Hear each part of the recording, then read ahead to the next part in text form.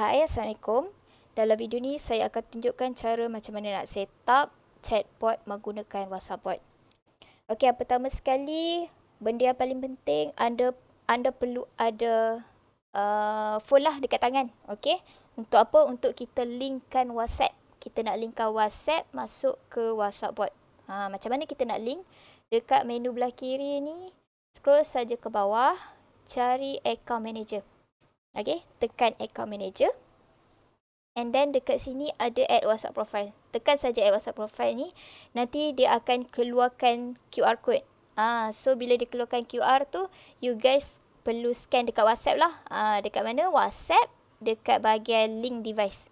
So nanti bila dah link, dia akan keluar nombor lah dekat sini. Okay. So bila dah connect, tekan dekat menu kiri ni chatbot. Okay. So, bila nombor dah link, akan keluar account dekat sini. Ni salah satu contoh lah nak tunjuk. So, tekan manage chatbot. Ini yang kita dah set upkan untuk klien. Okay, so macam mana kita set up? Tengok dekat sini lah, tekan edit. Okay, tekan enable, default AI, send to, make sure pilih individu. Jangan group. Sebab kita nak AI ni reply kat individu, bukan dekat dalam group. Okay. And then, untuk AI trigger, kita pilih yes. No ni kalau kita nak AI tu reply based on keyword. Yang ni kita guna yes. Okay.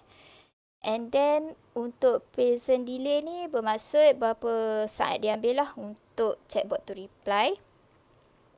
So, bila tadi kita dah pilih use AI. Dekat sini kan? Use AI. Kat sini make sure pilih AI. Okay. Bila pilih AI, dia akan keluar training data dekat sini. So, dekat training data ni, kita kena masukkan info produk. Semua berkaitan dengan produk, berkaitan dengan servis kita.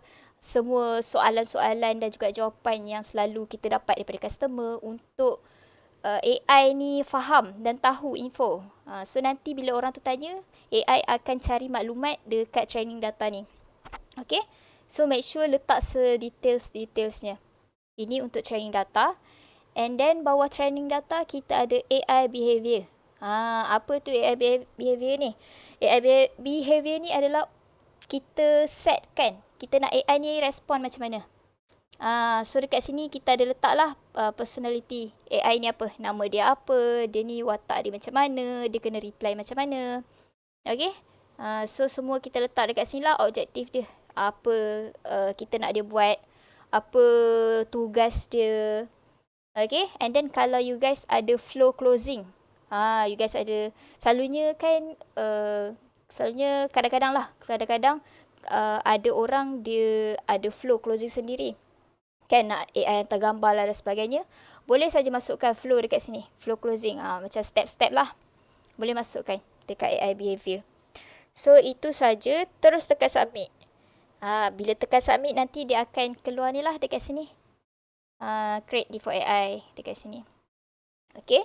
And then, yang kedua, tekan chatbot setting. Okay, chatbot setting. Dekat sini, kita perlu masukkan API key. Dekat mana? You guys scroll bawah, cari AI setting. Okay, kena masukkan dekat sini. Copy paste, masuk dekat sini. Okay, and then boleh adjust AI temperature, boleh letak bawah 0.5. Sebab lagi tinggi, dia lagi liar. Kita nak dia follow kita punya instruction. So, better letak bawah 0.5 lah. Selalunya kita orang akan letak 0.4. And then untuk AI model ni boleh letak ikut preference lah. Kalau you guys nak dia lagi bijak, boleh pilih GPT 4.1. Tapi sebab kita nak dia murah, jadi kita pilih GPT 4.1 mini. Dia still bijak, cuma dia murah. So berbaloi lah. Okay, kita ambil yang ni. And then yang ni boleh ikut saja step saya. Okay. And then scroll bawah. Kita ada AI sensory pack. Kita klik saja. Enable saja semua dekat sini untuk macam kadang-kadang customer kita akan hantar selain teks. Mungkin dia akan hantar gambar, dia akan hantar voice. Jadi kita nak dia enable dekat sini. Okay. So, okay. Last untuk structure reply. Yang ni pun kena enable. Okay. Yang ni untuk apa?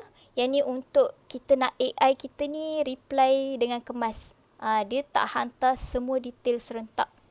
Kita nak dia hantar dalam bubble berbeza. So, kena on. Enable benda ni. Okay. Once enable, tekan je submit. Okay. And then boleh scroll atas sikit dekat general setting. Saya nak explain sikit. Untuk yang penting dekat sini, okay, schedule chatbot.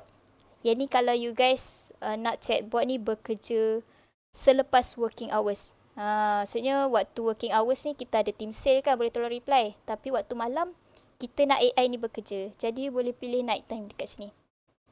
Okay. Ataupun bolehlah masukkan saja masa yang kita nak. Tapi kalau kita nak chatbot ni sentiasa on, kita biar je kosong kat sini. Okay. And then untuk pause bot. Yang ni sangat penting. Di mana kita ni kadang-kadang kita nak mencelah sebab robot ni dia salah bagi info. Jadi kita perlukan keyword untuk pausekan bot tersebut. Dekat sini kami set titik saja. Boleh follow lah kita punya step dekat sini. So bila dah pause, kita nak resume balik, hantar balik yang ni. So kena berbeza lah. Okay. So itu saja yang penting. And then kalau you guys nak on chatbot, kena make sure button ni warna hijau. Macam sekarang warna hijau kan, bermaksud dia berjalan. Kalau nak stop, tekan saja. Okay. So dia merah. Merah ni bermaksud chatbot ni tengah pause lah. So kita nak hidupkan dia, klik to run. Okay. Okay. So dia dah hijau, bermakna dia dah hidup lah. Okay, saya akan tunjukkan juga cara macam mana nak guna features human takeover dalam WhatsApp bot. Ramai yang tak tahu sebenarnya WhatsApp bot ni boleh juga kita nak transfer kepada human agent. Untuk apa? Untuk staff kita ambil alih. Inilah perbualan antara robot tersebut. Okay, so anda pergi saja di bahagian AI Action. Nanti dia akan keluar paparan macam saya ni. Okay, tekan saja human takeover dekat sini. Okay, so dekat status make sure enable untuk fungsi ni berjalan. Scroll lagi ke bawah, when to notify. Bila kita nak transfer ke human. So kita boleh buat 3 lah. Kita boleh buat 3 situasi dekat sini bergantung kepada bisnes masing-masing. Okay, dekat sini contoh yang saya buat, bila customer nak buat appointment, kita perlu info kepada agent. Untuk agent follow up lah. Okay. Yang kedua, kalau customer ni ada buat aduan, komplain, tak puas hati, so kita perlu bagi tahu dekat kita punya staff. Untuk staff kita ni lah, bantulah. And then yang terakhir sekali, bila customer dah hold appointment. Jadi tak dapat nak buat sale lah. So kita kena inform kita punya staff untuk buat follow up. Okay, ini antara contoh situasi yang selalu ni lah owner akan hadapi. Jadi boleh ikut saja step yang saya buat ni. Scroll saja ke bawah. Anda akan jumpa notification type. Dekat sini dia ada 3 jenis lah. All, Smart dan Robin. Boleh saja pilih all. So bila pilih all dekat sini, anda cuma perlu list saja nombor. Tak kisahlah berapa nombor, satu pun boleh. Dekat sini kita masukkan satu nombor sahaja untuk inform. Which is kalau chatbot tu disable kan. So nanti dia akan transfer notification tu masuk ke dalam nombor ni. Okay. And then scroll saja ke bawah. Ini message to agent. Nanti kita punya staff akan dapat message macam ni. Okay. Yang ni anda boleh ikut lah. Boleh ikut kehendak masing-masing. Tapi make sure yang paling penting dekat sini kena letak nombor phone. Untuk apa? Untuk kita, untuk staff kita ni dapat track balik lah nombor telefon tersebut. Sebab bila chatbot ni berbual terlalu ramai kan. Jadi kita dah tak dapat nak cari siapa yang perlukan bantuan. Okay, scroll lagi ke bawah. Anda akan jumpa message to user. Dekat sini kita nak hantar mesej kepada user tadi. Untuk kita pause sekejap lah chatbot tu. Okay. And then dekat atas dia ada option untuk disable chatbot. Jadi bila transfer human ni berlaku, kita ada option untuk disable ataupun tak nak disable. Jadi kalau kita tekan disable, nanti chatbot tu akan berhenti. Jadi bila kita nak dia hidup semula, kita nak resume dia, kita perlu letak resume keyword yang kita dah set up. Okay. So yang ni kalau tak nak pun tak apa. Okay. And then okay, itu saja untuk human transfer. Next saya akan explain juga cara nak buat auto follow up. Untuk WhatsApp bot ni kita ada features auto follow up juga. Macam mana kita nak buat? Okay, tekan saja dekat sini. Boleh scroll ke bawah. Okay, make sure enable. And then scroll lagi. Untuk follow up using ni, kita boleh pilih text ataupun AI. Okay, apa beza dia? Kalau kita pilih text, nanti kita kena nanti sistem akan hantar ayat follow up ni.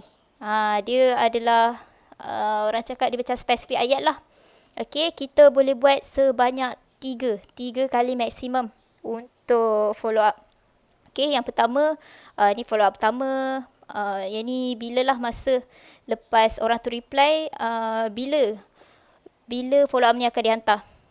So bila dah hantar ni, orang tu tak reply lagi, kita boleh buat follow up kedua. Yang ni untuk teks. Okay, tapi kat sini saya nak tunjuk AI lah, macam mana nak follow up menggunakan AI. Klik saja AI dekat sini.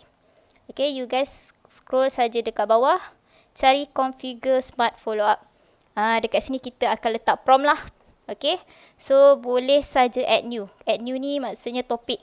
Macam kat sini saya dah create satu topik, belum set appointment. So boleh tambah lagi topik. Contohnya macam orang tu belum buat pembayaran.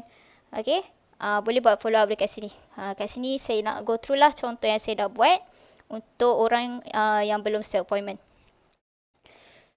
Okay, kita scroll saja kat bawah. Kita akan buat follow up menggunakan prompt. Jadi kat sini AI dia akan buat ayat sendiri secara random. Bukannya menggunakan ayat yang spesifik. Kalau nak buat spesifik, kita guna teks tadi.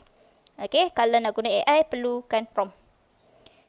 So kita just prompt saja kat sini. Contoh saya dah buat dekat sini. Bila AI dah pass link appointment dan customer belum lagi book slot, tanya customer, dah berjaya booking ke belum? Kalau belum, cepat book sebab slot cepat penuh. Tanya lagi bla bla bla macam ni. Okay. So nanti kalau orang tu masih juga belum reply, kita boleh buat follow up yang kedua. Boleh buat follow up kedua lah. So nanti boleh tambah lagi prompt sedetailsnya lagi dekat sini. And then kalau tak cukup lagi, boleh tambah lagi satu. Okay, macam saya cakap tadi, untuk follow up maksimum 3 kali saja. Okay. So kejap saya tengok ada lagi tak. Okay, itu saja untuk configure smart follow up.